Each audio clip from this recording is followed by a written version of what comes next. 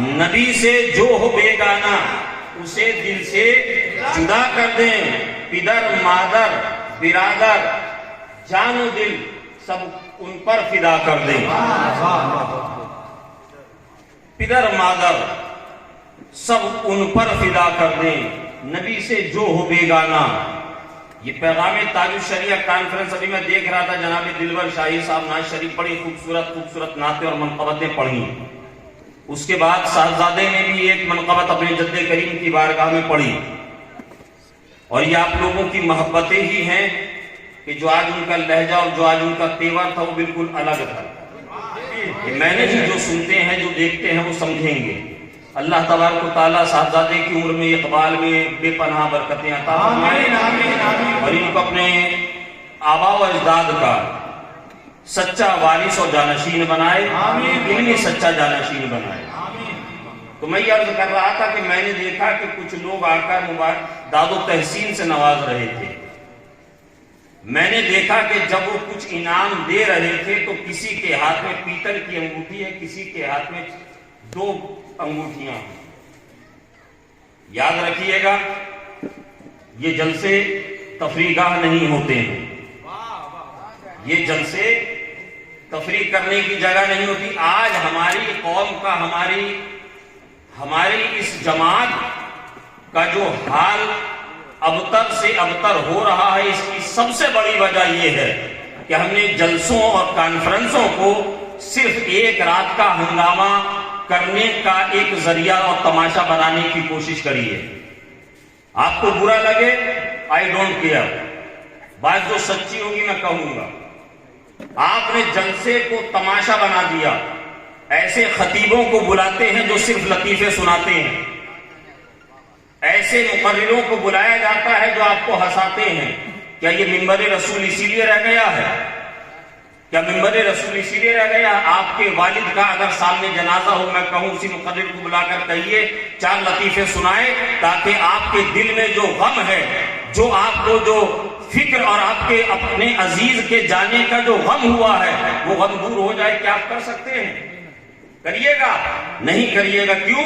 کیونکہ آپ کی غیرت گوارا نہیں کرے گی، آپ کی غیرت اس بات پر آمادہ نہیں ہوگی کہ ہم ایسے مومنٹ میں جہاں ہمارا اپنا ایک عزیز چلا گیا، جہاں سے پیارا بھائی چلا گیا، ایک سایہ دار دھناور درخت کی شکل میں جو ہمارا والد ہمارے سروں پہ سایہ فگن تھا، جس کا سایہ اٹھ گیا، ہم اس کے انتقال کے اس جنازے، اس میت کے موقع پر ایسے کسی خطیب کو، ایسے کسی مقرر کو بلائیں جو یہاں پہ آ کے نبی کی بات کم کرے، جو رسول پاک صلی اللہ تعالی علیہ وسلم کے فرامین کو ہمیں نہ سنا کر بلکہ لطیفے سنا کر ہمیں ہنسائے۔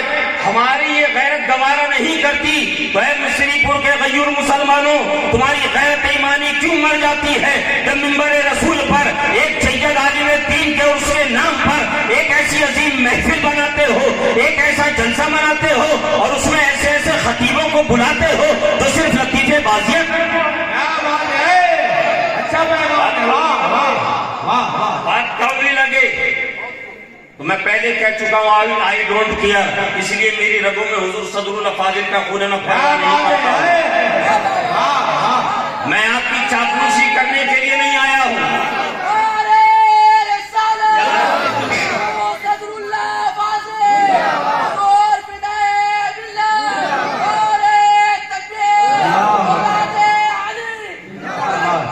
میں آپ کی دلجوئی کے لیے نہیں آیا ہوں، آپ سے داد و تحسین لینے کے لیے نہیں آیا ہوں، آپ کا لفافہ اور نذرانہ لینے کے لیے نہیں آیا ہوں، نہ یا کچھ کھانے کے لیے آیا ہوں۔ الحمدللہ اللہ نے مجھے بہت کچھ عطا کیا ہے، جو بھی ہے نمک روٹی چٹنی روٹی میں گھر میں سکون سے کھاتا ہوں۔ میں دعوتوں کا شوقین بھی نہیں ہوں، نہ میرے پاس کوئی ایک ایسا گروپ ہے جو گروپ بازی کر کے ہم جلسوں اور اسٹیجوں پر جاتے ہو۔ ہمارے پاس ایسا کوئی نہیں ہے جیسے آج کل ٹرینڈ چل رہا ہے۔ کیا وجہ ہے؟ ایک عالم دین نائب رسول کا کام صرف یہی ہے لطیفے بازیاں کرے؟ آؤ ابھی تم نے حضرت علی کے قصے سنے، حضرت علی کی مناقب سماعت کی۔ میں اسی مولائے کائنات شیر خدا فاتح خیبر داماد حضرت رسول پاک صلی اللہ تعالیٰ علیہ وسلم حضرت فاطمہ زہرا رضی اللہ تعالیٰ عنہ کے شوہر کی ایک روایت بیان کرتا ہوں۔ حضرت مولائے کائنات فرماتے ہوں، کھائیے نزہت البلاغہ کو، پڑھیے حضرت مولا کائنات کے اقوال کو، آپ پڑھیں گے حضرت مولا کائنات فرماتے ہیں پروردگار عالم نے اس کائنات عالم کا جو وجود ہے، جو ایک بلڈنگ جب ہم بناتے ہیں، ایک مکان بناتے ہیں، اس کا ایک اسٹرکچر ہوتا ہے، اس کا ایک فاؤنڈیشن ہوتا ہے، اس کو قائم کرنے کے لیے، چھت کو قائم رکھنے کے لیے اس میں کچھ ستون دیے جاتے ہیں، پلر دیے جاتے ہیں تاکہ وہ بلڈنگ بنی رہے، اس کا وجود قائم رہے، اس کا بیلنس برقرار رہے۔ حضرت مولا کائنات فرماتے ہیں پروردگار عالم نے اس نظام کائنات کو قائم رکھنے کے لیے 4 نفوس قدسیہ کا انتخاب کیا ہے، 4 نفوس قدسیہ کا انتخاب کیا ہے۔ عرض کیا گیا ہے داماد پیغمبر، اے باب علم آپ بتائیے تو صحیح وہ 4 لوگ کون ہیں، وہ چار لوگ کون ہیں جن پہ کائنات عالم کا نظام منحصر ہے، جن پہ قائم ہے۔ حضرت مولا کائنات جناب فاطمہ زہرا کے شوہر حضرت مولا کائنات علی کرم اللہ تعالی وجہ کریم فرماتے ہیں سنو سنو، اگر جاننا چاہتے ہو سب سے پہلے شخص، پہلی ذات جس کے اوپر اس کائنات کا نظام قائم ہے، جن کے وجود کے ذریعے اس کائنات کا نظام قائم ہے، حضرت مولا کائنات فرماتے ہیں وہ ہے عالم دین بعمل۔ سبحان اللہ، میں لطیفہ نہیں سناؤں گا، بات سیدھی سیدھی کم ٹو پوائنٹ کروں گا۔ پہلا کون؟ عالم دین بعمل۔ آج کل ہمارے یہاں مارکیٹ میں بہت طرح کے عالم ہیں، ایک ایسے بھی عالم ملیں گے جو صرف نام کے عالم ہیں، اگر ان کے کردار کو تلاشیے گا آپ دیکھیے گا ان کو چائے کے ہوٹلوں پر کھڑے ہو کر چائے کی چسکیاں لے رہے ہوں گے۔ بہت سارے ایسے ہیں چائے کے ہوٹل پر کھڑے ہو کر، بس اسٹینڈ پہ کھڑے ہو کر پانی کی بوتل لے کر کھڑے ہو کر پی رہے ہوں گے، ریلوے اسٹیشن پر سے گزر جائیے تو کھڑے ہو کر پی رہے ہوں گے۔ اگر آپ ان کے اور قریب ہو جائیے گا وہ کہیں امام ہوں گے، وہ کہیں مؤذن ہوں گے، وہ کہیں مدرس ہوں گے، کسی نہ کسی منصب پہ فائز ہوں گے۔ وہ عالم دین سماج کے لیے تو ضرور ہیں، مگر اس علم دین نے، اس دین کے علم نے ان کو کوئی فائدہ نہیں پہنچایا، ان کی کوئی اصلاح نہیں کی۔ حضرت مولا کائنات سے پوچھا گیا وہ عالم دین کیسے ہوں گے، وہ عالم دین کیسے ہوں گے؟ حضرت مولا کائنات فرماتے ہیں وہ عالم دین ایسے ہوں گے جن کو دیکھنے کے بعد خدا یاد آ جائے۔ سبحان اللہ، میرے آقا ایسے ہی عالم دین کے بارے میں ارشاد فرماتے ہیں عالم دین کی شان یہ ہے، عالم دین بعمل کی شان اور مرتبہ یہ ہے، وارثین انبیاء کی شان یہ اور مرتبہ یہ ہے کہ آقا فرماتے ہیں جس بستی سے وہ گزر جائے اللہ تبارک و تعالیٰ اس بستی کے قبرستان سے 40 دن کے لیے عذاب اٹھا لیتا ہے۔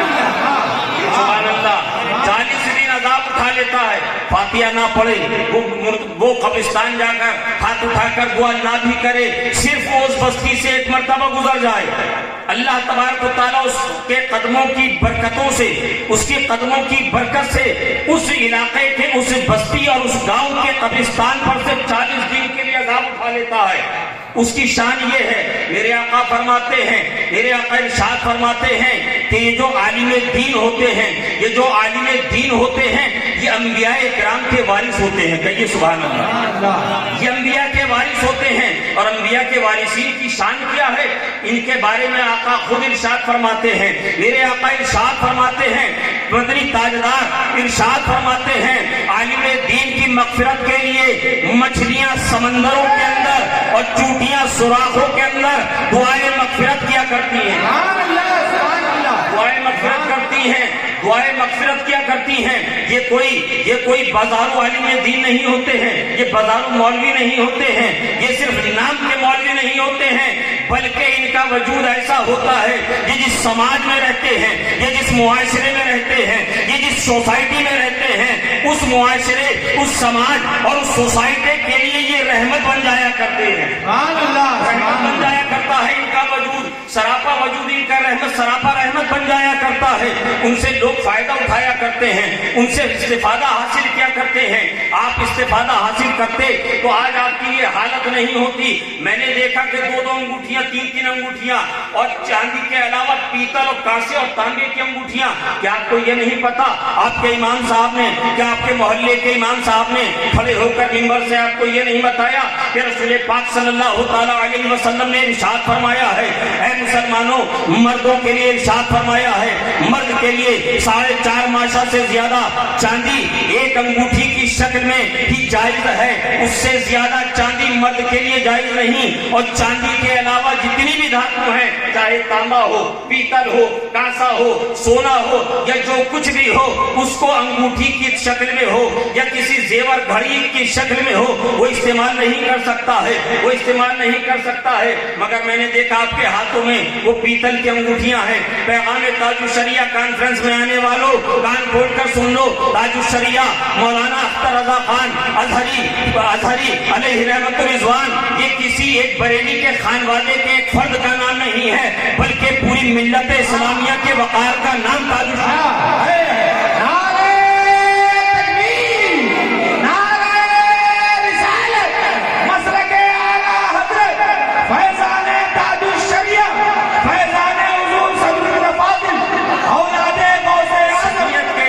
سنیت کے وقار کا نام تاج الشریعہ ہے، اور تاج الشریعہ رضی اللہ تعالیٰ عنہ کے نماز جنازے کو آپ نے بھی دیکھا، ہم نے بھی دیکھا، اور جب ہم نے اور آپ نے دیکھا تو حضرت امام احمد بن حنبل رحمۃ اللہ علیہ کا وہ قول ہمیں یاد آ گیا، حضرت امام احمد بن حنبل کا ہمیں وہ قول یاد آ گیا جب آپ نے مامونیوں سے کہا تھا، اے لوگوں اگر تم دیکھنا چاہتے ہو، تم سمجھنا چاہتے ہو حق پر کون ہے، تو یاد رکھنا ہمارے اور تمہارے جنازے اس بات کا فیصلہ کریں گے کہ حق پر کون ہے۔ آج ایک نہیں بلکہ یوٹیوب اور سوشل میڈیا پر آپ اٹھا کر ڈاکومنٹریز کو دیکھ لیجئے، 150 سے زیادہ کی فہرست یہ فقیر دیکھ چکا ہے، جنہوں نے حضور تاج الشریعہ کے انتقال کے بعد صرف مسلمانوں کی نہیں، یہ مسلمانوں کی بات، صرف عقیدت مندوں کی بات نہیں کر رہا ہوں، نان مسلمز نے بھی جب اس پر ریسرچ کیا ہے، تحقیق کیا، جب انہوں نے اتنا شور سنا، اخباروں اور رسائلوں کے اندر اتنے مواد کو دیکھا، اتنی تحریروں کو دیکھا کہ اتنے لاکھ لوگ بریلی شریف میں تاج الشریعہ کے جنازے میں پہنچے، جب انہوں نے دیکھا، جب وہاں سے ڈرون کیمرہ اور وہاں سرکاری رپورٹ کے مطابق جب دیکھا، کوئی کہہ رہا ہے 40 لاکھ، کوئی کہہ رہا ہے 50 لاکھ، کوئی کہہ رہا ہے 70 لاکھ، کوئی کہہ رہا ہے 1 کروڑ سے زائد لوگ، ہم سے لوگ کہنے لگے حضرت اتنے لوگ پہنچ گئے، اتنے لوگ جنازے میں تھے، صرف 40 لاکھ تھے یا 50 لاکھ تھے یا 80-70 لاکھ تھے یا کروڑ 1.5 کروڑ تھے۔ ہم نے کہا آپ کروڑ 1.5 کروڑ کی گنتی میں کیوں جا رہے ہیں؟ ارے آپ یہ کیوں نہیں سوچتے، آپ نے یہ کیوں نہیں سنا کہ ہمارے امام نے 1200 سال پہلے امام احمد بن حنبل نے کیا کہا تھا کہ ہمارے تمہارے جنازے اس بات کا فیصلہ کریں گے۔ تاج الشریعہ نے اپنی پوری زندگی جس دین کی بقا کی خاطر وقف کر دیا، مسلک اعلیٰ حضرت کی اشاعت و ترویج کی خاطر وقف کر دیا، نہ جانے کتنے تیر چلے، کسی نے اندھا کہا، کسی نے نابینا کہا، کسی نے بہرا کہا، کسی نے یہاں تک کہہ دیا آن ریکارڈ بات کر رہا ہوں، سفید ریچھ تک کہہ دیا آن ریکارڈ بات کر رہا ہوں۔ تاج الشریعہ کو کہاں مخالفت نہیں ہوئی، تاج الشریعہ بستی بستی قریہ قریہ تاج الشریعہ کے نعرے کی مخالفت کیوں نہ کتنی ہوئی ہے، آپ نہیں جانتے کیا؟ یہ علماء کرام جانتے ہیں، یہ وارثین محراب و منبر جانتے ہیں، جو مطالعہ کرتے ہیں، کتابوں سے کا شوق رکھتے ہیں، وہ جانتے ہیں کس قدر مخالفت ہوئی۔ مگر جب تاج الشریعہ کا جنازہ اٹھتا ہے، جب تاج الشریعہ کا جنازہ محلہ سودرا گرام سے نکل کے اسلامیہ انٹر کالج کی طرف چلتا ہے تو کئی دن تک تو وہاں سے چپلیں اٹھائی جا رہی تھی، ہزاروں لاکھوں کروڑوں کا مجمع اس بات کی شہادت دے رہا تھا کہ جتنے بھی پروپیگنڈا کرنے والے تھے، جتنے بھی تاج الشریعہ کے مخالفین تھے، ان تمام کے منہ کے اوپر ان چھوڑے ہوئے چپلوں کو لے جا کر رسید کرو۔ اور تاج الشریعہ نے زندگی میں بھی بتا دیا، انتقال کے بعد بھی بتا دیا کہ حق پر کون تھا، حق پر تاج الشریعہ نے بتا دیا کہ جو مصطفیٰ کا غلام ہوتا ہے وہ دنیا میں بھی کامیاب ہوتا ہے، اس کی موت بھی کامیاب ہوتی ہے اور وہ قبر میں بھی کامیاب۔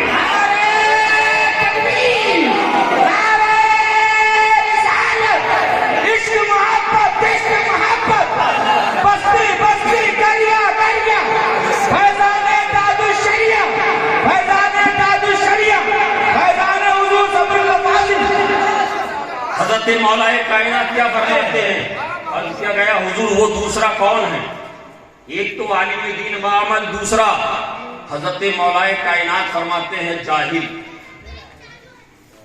جاہل ایک عالم دین اور دوسرا جاہل۔ علم اور جہالت کی مثال ایسے ہے جیسے کہ دن کا اجالا اور رات کی تاریکی۔ علم جہاں نور ہے وہیں تاریکی، جہالت ایک تاریکی ہے۔ یہ نور اور تاریکی ایک ساتھ نہیں رہ سکتے۔ حضرت مولا کائنات کی بارگاہ میں عرض کیا گیا کہ حضور عالم دین تو سمجھ میں آ گیا کہ نظام کائنات کو بیلنس کرنے کے لیے جو ستون قائم ہے ان میں ایک عالم دین، یہ تو بات سمجھ میں آ گئی، جاہل کیسے؟ حضرت مولا کائنات فرماتے ہیں کہ ہر جاہل نہیں،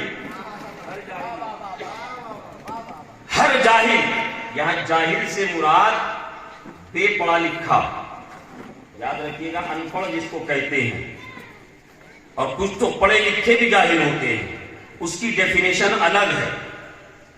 حضرت علی فرماتے ہیں دوسرا جاہل وہ جاہل جس کو کبھی کوئی علمی ضرورت، کسی بھی مسائل شریعہ کی جانکاری کی ضرورت پڑتی ہے تو وہ اپنے علماء کی بارگاہ میں جا کر نہایت ہی ادب و احترام کے ساتھ زانو ادب طے کرتا ہے۔ سبحان اللہ۔ وہ نہیں کہ جو امام صاحب مصلی پر ہیں اور پیچھے سے دور سے آ کر دیکھا کہ امام صاحب کا پیر ہل رہا ہے کہ ڈل رہا ہے، وہ جاہل نہیں۔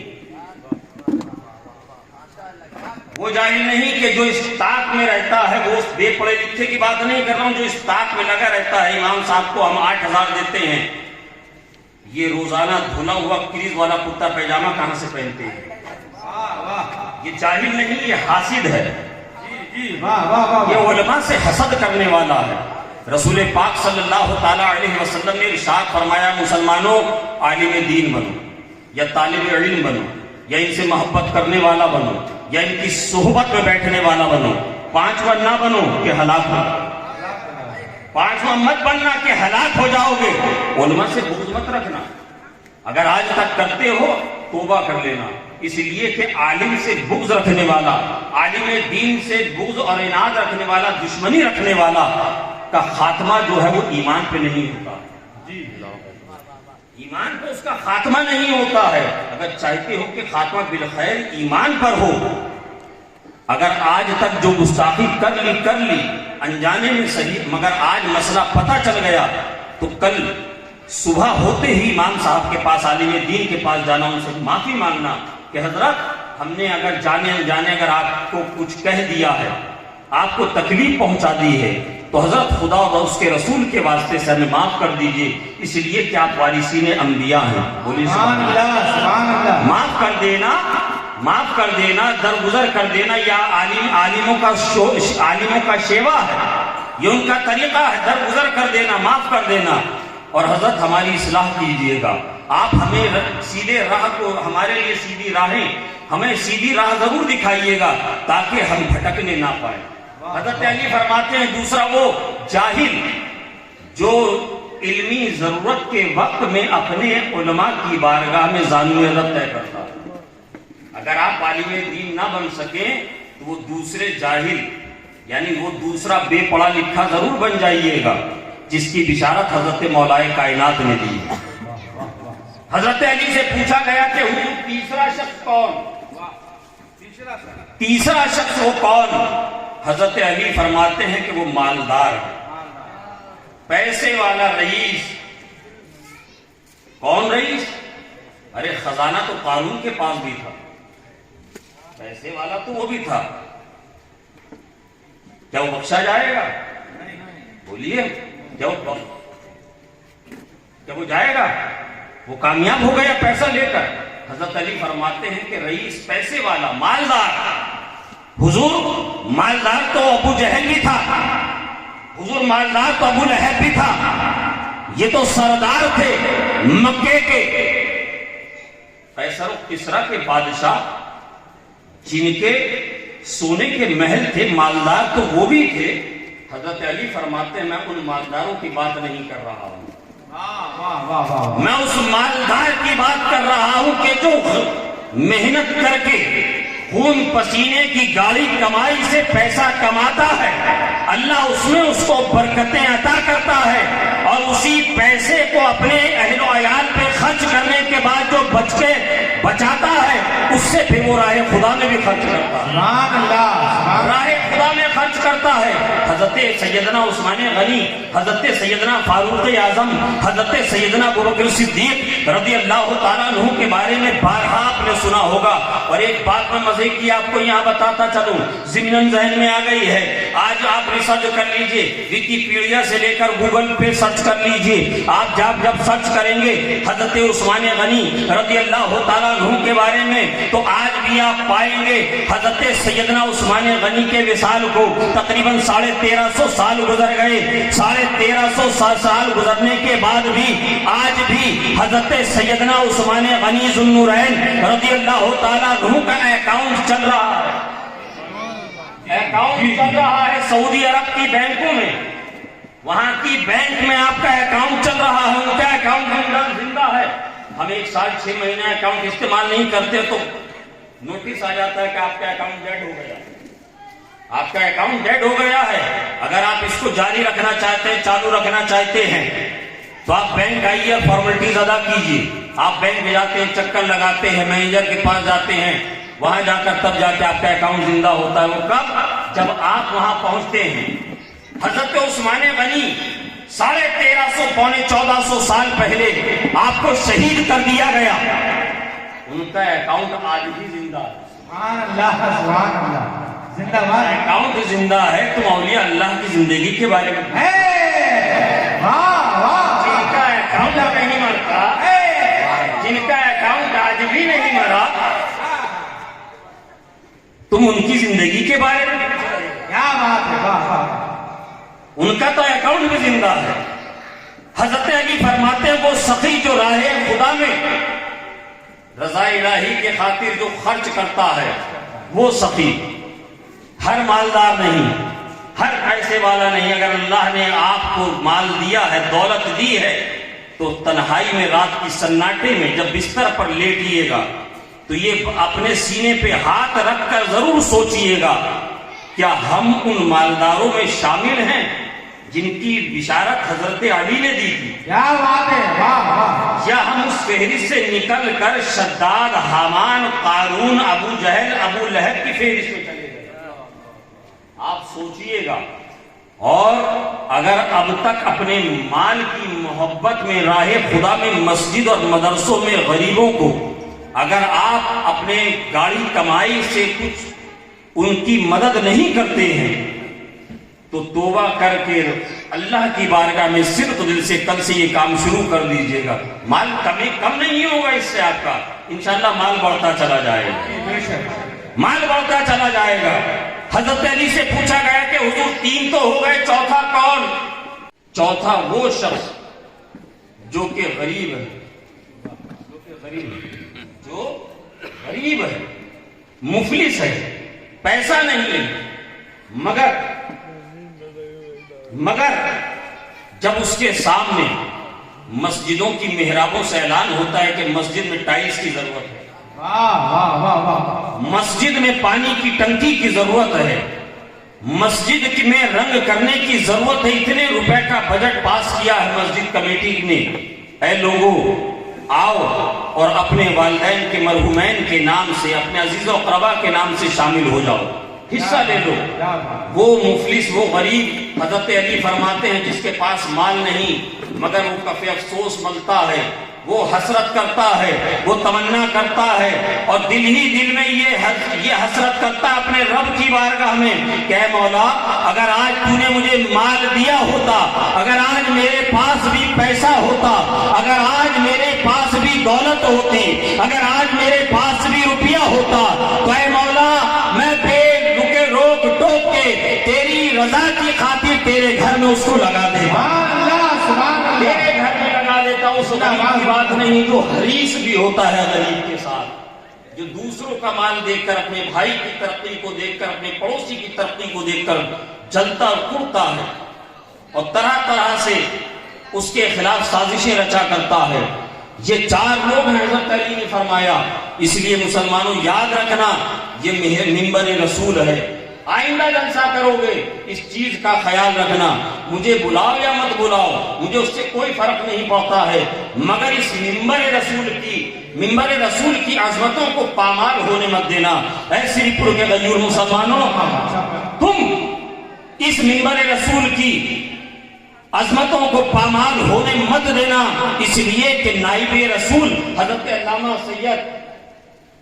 علامہ مولانا غلام غوث ہزاروی رحمۃ اللہ علیہ کا ایک آخری واقعہ میں عرض کرتا ہوں. نائب رسول کیسا ہوتا ہے، وارث انبیاء کیسا ہوتا ہے، مصطفیٰ کا انبیاء کرام کا وارث اور جانشین کیسا ہوتا ہے. سنو مسلمانوں، یہ آخری بات ہے، صرف وقت گزارنے کے لیے نہیں بلکہ سینے پہ ہاتھ رکھ کے اپنے کانوں سے نہیں بلکہ دل کے کانوں سے اس بات کو سننا اور سن کر ذرا غور کرنا کہ تم نے جس فہرست کو تیار کیا، جس جلسے کے پوسٹر میں جن لوگوں کو تم نے بلایا ہے، کیا ان میں سے اس کی لائق بھی کوئی ہے یا نہیں ہے؟ اگر نہیں ہے تو آئندہ کوشش کرنا.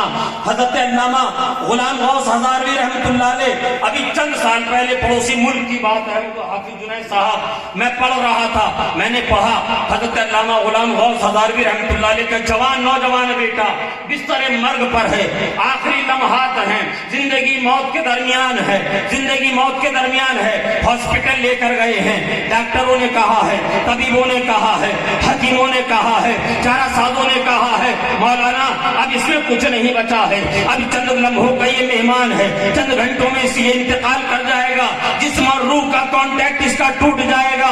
اسپتال میں بیکار پیسہ برباد کر رہے ہو، مولانا گھر لے کر چلے جاؤ، جو بھی تھوڑی دیر خدمت کر سکتے ہو کر لو.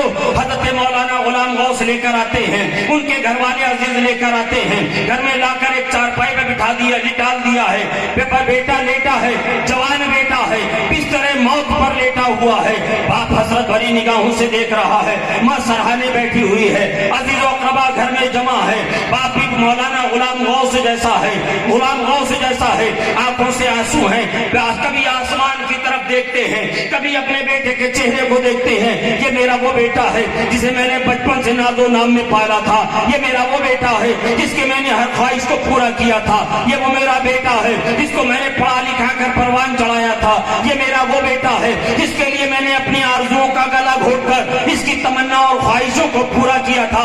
آج میرا جوان بیٹا میری آنکھوں کے سامنے انتقال کرنے جا رہا ہے، میری آنکھوں کے سامنے انتقال کرنے جا رہا ہے. بیٹے کے پاس کھڑے ہوئے ہیں، آنکھوں سے آنسو جاری ہے، اچانک دروازے پہ دستک ہوتی ہے. مولانا غلام غوث ہزاروی رحمۃ اللہ علیہ دروازے کے قریب جاتے ہیں، دروازے کو کھولتے ہیں، کنڈی کو کھولتے ہیں، دیکھا کیا سامنے ایک ضعیف کھڑے ہوئے ہیں، ایک بزرگ کھڑے ہوئے ہیں. پوچھا کہ کیا بات ہے بڑے چچ کیسے آنا ہوا ہے، بڑے میاں کیسے آنا ہوا؟ کہا مولانا کیا بتاؤں، تم یہاں گھر میں بیٹھے ہو اور رسول پاک صلی اللہ تعالی علیہ وسلم کے دین کے اوپر فلاں محلے میں ڈاکہ پڑ رہا ہے. کیا معاملہ ہے؟ فرماتے ہیں وہاں ایک قادیانی عالم آ گیا ہے، جنہوں نے مجلس نے آ کر مسلمانوں کا جینا دوبار کر دیا ہے، مسلمانوں کو چیلنج بھی کر رہا ہے، مباحثے کی دعوت بھی دے رہا ہے کہ کوئی آگے نہیں بڑھ رہا ہے. اے مولانا آپ تو نائب رسول ہیں، اے مولانا آپ تو وارث مصطفیٰ ہیں، اے مولانا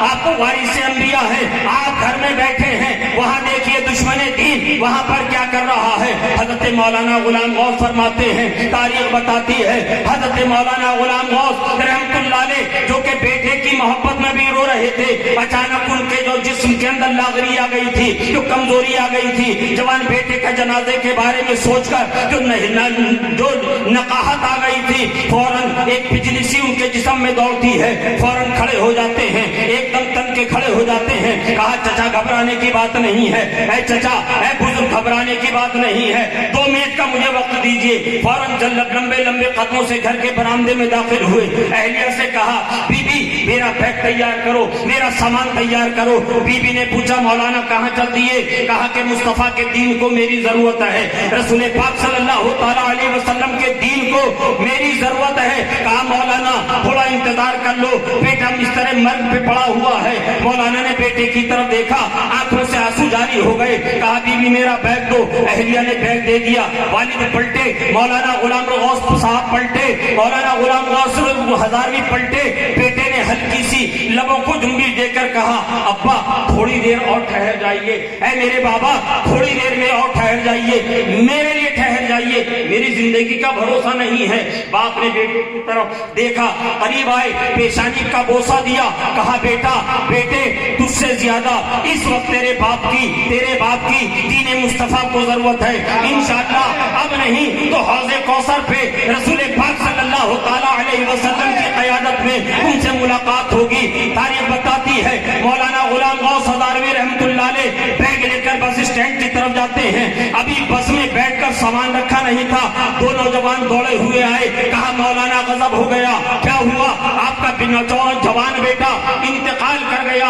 हजरत मौलाना गुलाम गौस रहमतुल्लाह अलैह ने सुना, इन्ना लिल्लाहि व इन्ना इलैहि राजिऊन पढ़ा। नौजवानों ने कहा मौलाना उतरते क्यों नहीं, बस से सामान लाते क्यों नहीं, बेटे की नमाज जनाजा पढ़ा दीजिए, बेटे की जनाजे की नमाज के बाद चले जाइएगा। मौलाना ने कहा नमाज जनाजा का पढ़ना फर्ज कफाया है और दीन मुस्तफा को बचाना फर्ज ऐन है। मैं फर्ज ऐन को छोड़कर फर्ज कफाया की तरफ नहीं जाऊंगा। जवान बेटे की लाश घर में पड़ी है, जरा सीने पे हाथ रख के बताइएगा, आप भी बच्चों वाले हैं, आप भी बाल बच्चों वाले हैं, बेटे को बुखार आ जाए, औलाद बीमार पड़ जाए, रात रात भर उसके सराहने खड़े होकर आप जागते रहते हैं, अपनी सेहत की परवाह नहीं करते, शुगर कितनी हाई हो जाएगी परवाह नहीं करते, ब्लड प्रेशर कहाँ पहुंच जाएगा परवाह नहीं करते, हार्ट आपकी बीट आपकी कहाँ पहुंच जाएगी परवाह नहीं करते, गठिया का मर्द कितना बढ़ जाएगा परवाह नहीं करते, जी परवाह नहीं करते।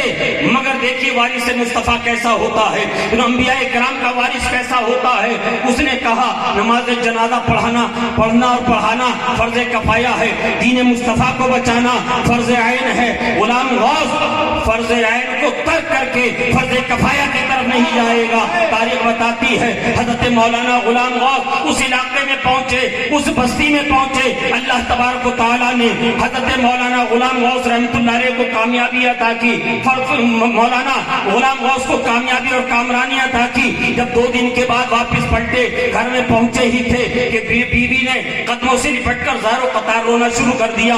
मौलाना आप जा रहे थे, मौलाना जब आप चले गए थे, आपका बेटा जब तक आप निगाहों से ओझल नहीं हो गए, आपके कदमों की गर्दो गुबार जब तक उसकी निगाहों से ओझल न हो गई, वो आपकी राह को तकता रहा। शायद मेरे अब्बा भी अब वापस पलट कर आ जाए, शायद मेरे अब्बू पलट कर आ जाए, शायद मेरा बाबा पलट कर आ जाए, मगर मौलाना आप पलट कर नहीं आए। हजरत मौलाना गुलाम गौस ने जब ये सुना कि मेरा बेटा मुझसे ऐसी आरज़ू और तमन्ना रखता था, फौरन बैग को रखा, वजू किया, कब्रिस्तान पहुंचे, बेटे की कब्र पे फातिहा पढ़ी। फातिहा पढ़ने के बाद दुआ करते हैं मौला अपने हबीब के सदक़े पाक में खत्म नबुव्वत के वसीले से ऐ मौला मेरे बेटे की मग़फ़िरत फरमा दे। हजरत मौलाना गुलाम गौस बयान करते हैं मैं कब्रिस्तान से दुआ मांग कर घर आया, रात को ईशा की नमाज पढ़कर सोया, मैं ख्वाब में क्या देखता हूँ, मेरा बेटा शादबाद टहल रहा है, सब्ज़ बाग में घूम रहा है।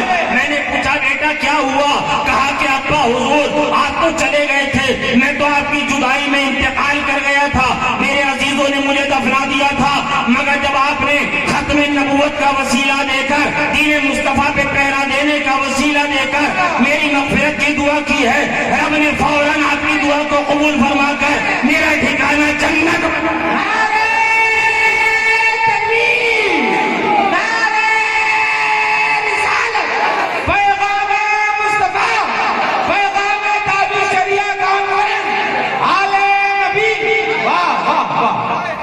फौरन अब्बा रब तबारक व तआला ने मेरी तमाम कोताहियों खताओं को माफ कर दिया और मेरा ठिकाना जन्नत बना दिया। तभी हमारे इमाम ने कहा तेरे गुलामों का नक्शे कदम है राहे खुदा। ये सुभान अल्लाह, तेरे गुलामों का नक्शे कदम है राहे खुदा, वो क्या भटक सके जो ये सुराग लेके चले।